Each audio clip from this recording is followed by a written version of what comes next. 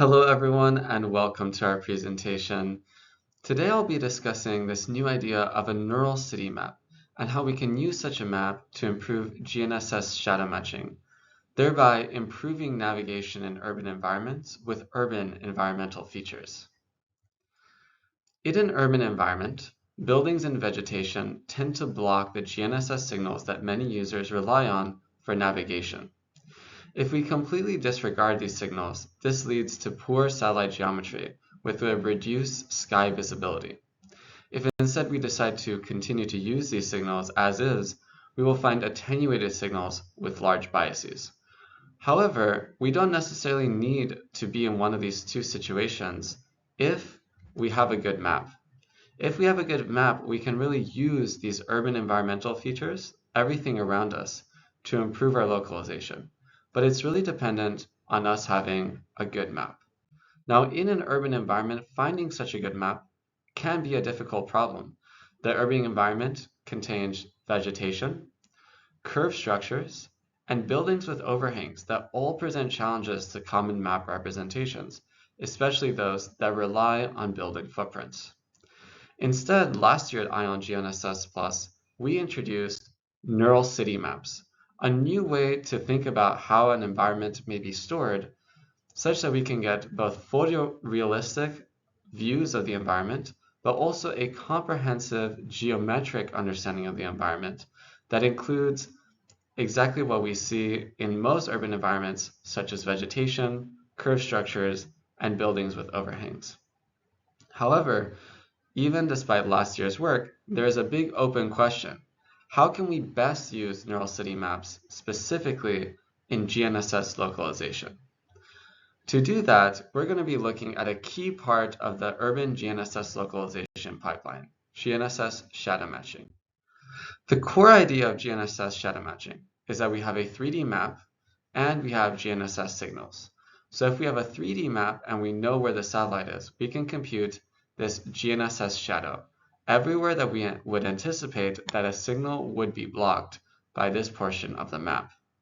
We also have the GNSS signal, which the user receives. In this case, we might receive a signal from the GNSS satellite that we determine is non-line of sight or blocked. In order to use GNSS shadow matching, we combine both of these together, matching the 3D map to the GNSS signal characteristics. And more specifically on the signal characteristics, we tend to use some sort of classification that includes signal attenuation, signal tracking, or the signal residuals that altogether will provide us this key measurement of the probability that this is a non-line of sight case given the signal properties. On the other hand, we have the 3D map, and in this work we propose using neural city maps as the key 3D map, where from there we will get this probability that we're in the non-line of sight case given the map, i.e. we'll be computing these GNSS shadows, a key part of GNSS shadow matching. Now in this work, we provide key improvements to neural city maps to make this whole operation even possible. We then go over a new method to understand how to compute this GNSS shadows, how to compute this probability of non-line of sight given the map. And lastly, we tie it all together with real-world data. And these three are key contributions: improving the neural city map, allowing georeferencing and improved geometric reconstruction, really leveraging GPU-friendly operations to make those GNSS shadow predictions, and finally, we'll be showing the full shadow matching algorithm with real-world results. So going into our first part here, the key underlying technique of our neural city maps is a neural radiance fields. Introduced a few years ago, the key idea is that we want to solve the problem of novel view synthesis. We're given a new camera pose. We want to determine what an image would look like from that camera pose. So position and orientation of this new camera. And indeed, we get this camera pose. For every pixel on the camera, we will cast a ray into the scene. Along that ray, we will query 3D points, and we'll pass that into a neural network that's tasked with predicting the visual density and the color that we can then render with volume rendering to produce the final image. Now, neural radiance fields have achieved state-of-the-art performance in novel view synthesis. But implicit in this structure is a geometric understanding of the environment through this density field. Now, a neural radiance field alone is not enough for what we need for GNSS localization. How do we use these environmental features that we might be able to capture in a NERF, but really for a localization task where we're in a georeferenced frame that we want to localize ourselves in? And for that, last year, we proposed neural city maps, which adds critical components to the neural radiance field pipeline in order to truly make this a map. And on the left, we see that with the map, with the upgrades that we're able to make in this paper, we're able to highlight parts of the environment just from a latitude and longitude query, interact with it in real time, therefore providing promise that we can capture both geometric aspects of the environment as well as the photorealism that's required to reconstruct and update them in the future. So specifically, the neural city map segments the city into multiple components, adds a key pipeline to bring in the GNSS satellite information that we'll need for localization. And we do that by putting everything in a georeference frame that we can still maintain GPU-friendly operations with, but also interface with the GNSS localization. We add some key customization to the NERF in order to ensure that we can produce the shadow predictions that we'll talk about later, and some post-processing as well to enable the final GNSS shadow matching. Now in this paper, we completely revamp 4 out of the 5 components that are critical for a neural city map. So the visualization you see on the left would have been completely impossible with last year's work, and this year's work makes this a reality. And to really highlight this, in last year's work, we were looking at images like this, which is a sky plot looking straight up at the sky. We see a building on the left, a tree on the right, but overall, the image is quite murky. Now we can make fairly large-scale renders in a similar amount of time. In this case, on the right, we're seeing a scenario in Berlin, Germany, on the left in San Jose. But visually, you should be able to be convinced that we're actually able to really see the buildings in completely different clarity to what we saw before. And we have a newfound understanding of how to visualize the sky in this really improved representation. So with this in mind, now we're going to be turning to GNSS shadow predictions. Now that we have these improved neural city maps, how do we actually compute the shadows in a way that's GPU friendly? So going back to our original setup, we have a user, we have a 3D map, we have a satellite position.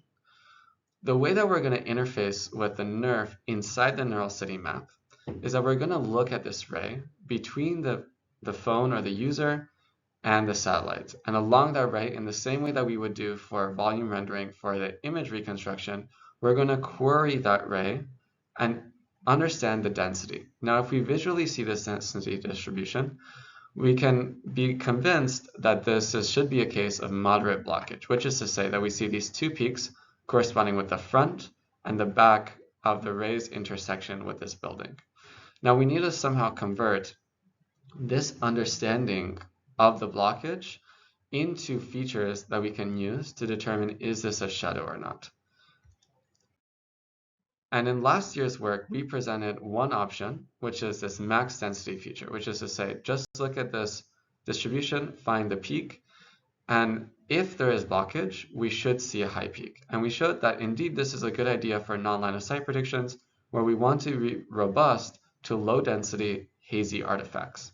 We presented an alternate approach as well, which is a sum of density feature, which allows for this multi-peakedness in order to again be robust to hazy artifacts and still understand that there can be multiple peaks that are informative to our final prediction. Within the NERF community, a popular approach is also to look at depth, where depth is an integral or weighted integral that provides a smooth prediction. So if we really care about smoothness, which we will for shadow matching, this is a good predictor. But the problem is that the thing that's blocking you need not be very close to the user. It could be very far away. And in that case, depth would not be a very good feature. So in this paper, we combined the benefits of the sum of density feature and the depth feature to provide accumulation, an unweighted integral, which is used inside of NERF training, but is usually completely disregarded in the final product. We show that if we take that integral approach, we will get smooth predictions with a direct probabilistic interpretation that we can use in GNSS shadow matching. So to go through the algorithm in a little more detail, let's think about this in a more 3D space. So here we have a GNSS satellite and some grid on the ground that we can look at from a top-down view at right. Now let's put back in that building, both in the left and the right image, and again, that tree in both the left and the right image. The first thing that we're going to do is that we're going to treat the ground as a camera, meaning that we separate the ground into effective camera pixels. Unlike a typical camera though, we're going to set the origin of the pixels based off of this ground plane, and we're going to set the same direction for every pixel, in this case to the satellite of interest. By doing this, we're able to leverage GPU-friendly computations in a way that we can batch and chunk the data before passing it to the GPU, so that in the end, we can pass these all in parallel and improve the runtime of our final algorithm, thereby getting these shadows predicted, or as illustrated here in purple, that we can use for shadow matching. And with that, we'll be going into a demonstration, a use case of this neural city maps and results with real-world data. So for this work, we're looking at the 2016 Smart Lock dataset in Berlin, Germany. And we use this dataset because it includes a signal attenuation and carrier to noise density ratio, but it also includes a higher end receiver that we can use for ground truth positioning, but critically also includes the signal tracking performance for the high-end receiver, which is especially useful as another way that we can compare the shadow matching performance. So we're going to be looking at this part of Berlin, Germany, outside the theater. And if we look at this position shown on the right, we would get this sky plot seen on the left at the time that the data was taken. Now in the paper, you can see the results for many of these satellites, but for the purpose of the presentation, we're going to be really highlighting satellites 12 and 19. And first looking at satellite 12 is near zenith, which means that all of these rays are basically pointing straight up. And what we expect to see is a building footprint of Berlin, Germany, outside the Berlin theater. On the top, we see the max density feature, which just as a reminder is looking at the peak of that density distribution. And then below, we have the accumulation feature, which as a reminder is an unweighted integral over the density distribution. So as expected, with the accumulation, we get generally smooth predictions, meaning that the buildings are completely intact and are fairly well defined. However, with the max density feature, we don't get as smooth as predictions, but we do get that robustness to hazy artifacts, which can be seen on this street, where in the max density feature, a lot of these artifacts are removed, but in accumulation, a lot of these artifacts remain. For the purposes of shadow matching, usually the accumulation feature seems to be what we want to use, and that's something that we show more thoroughly in the paper. Now we can look at another case study, which we said was satellite 19. In this case, the satellite is coming at a fairly low azimuth of 50 degrees and elevation of 29 degrees. And in this case, the whole picture can be thought of the map being smeared along the screen, and in this case aligned roughly with this street. So we see this street has very good visibility of the satellite, as well as the plaza in the middle, but everywhere else we anticipate would be in the GNSS shadow. Now that we have this shadow prediction that we can use for GNSS shadow matching, let's bring in that GNSS signal part in order to put everything together. So as mentioned before, in the smart log dataset, we have signal attenuation in the form of carrier to noise density ratio from a fairly affordable receiver. We also have signal tracking labels provided by the dataset from a higher end receiver. So we're going to combine this information on the GNSS signal side with the GNSS shadow prediction from the 3D map. And together we'll be able to make a final map match, which in this case is the likelihood of where the user will be in the scene. So here we have 4 results, and just to clarify what we would like to have, The red is going to be the true user position in all these images. And within this scene, we would like high likelihood clustered around the true user position and low likelihood everywhere else. However, due to the geometry of the buildings in the scene, we're generally speaking not going to get this perfect distribution because we have to deal with these urban environmental features that we don't get to control.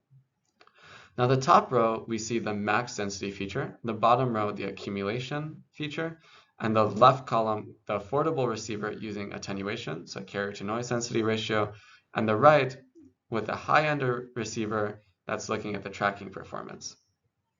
The bottom right here is the best performing, where we use the accumulation with a high-end receiver and tracking classification.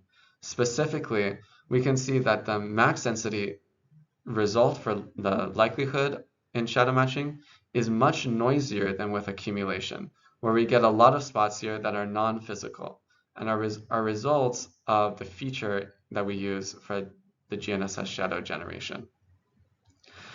Similarly, we can see that with the high-end receiver, not only with the accumulation feature do we get rid of a lot of this noise, but we're also able to cluster the likelihood around the true user position shown in red, thereby being more confident that the user is actually in the right place.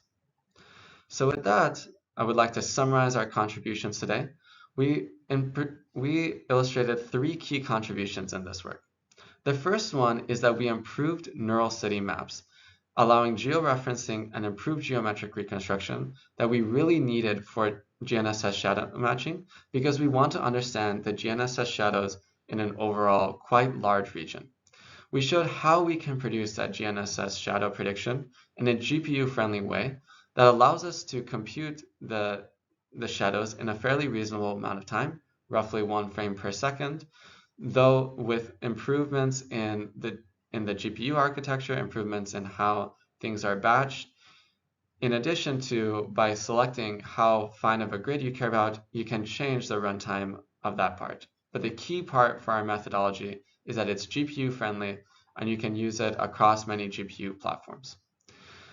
We've demonstrated GNSS shadow matching with real-world data from the SmartLock dataset, and we showed that different features and different ways of signal tracking naturally will produce different and better results for the GNSS shadow matching performance at the end of the day, meaning that the system designer should choose what they need for their application. And with that, thank you so much for listening to our presentation, and I hope to see you at the conference.